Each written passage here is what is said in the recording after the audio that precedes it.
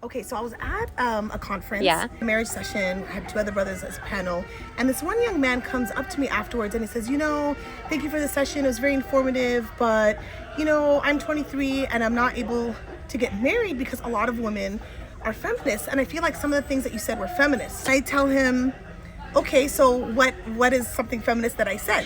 What? And he said, you said men and women are equal. And I said, yes, that is true. Men and women in the eyes of Allah are spiritually equal. That's what I said, spiritually equal.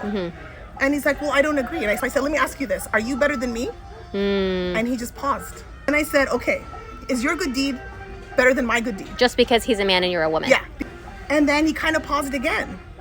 And I said, okay, what about this ayah that I had mentioned in the lecture? Allah mentions the fasting men and the fasting women, the believing men and the believing women, the praying men and the praying women. SubhanAllah, right? Yeah, so I said, do you see here that Allah subhanahu wa ta'ala is telling us that He values men and women just the same? Spiritually, they're the same. Physically, they're different. There can be different aspects of life. But when it comes to their value in the eyes of Allah, they're the same.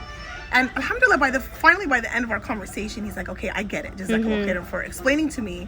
But that just really reminded me how a misunderstanding can really negatively influence the way we think about women, the way we interact in society, the way we just understand the world. SubhanAllah. SubhanAllah.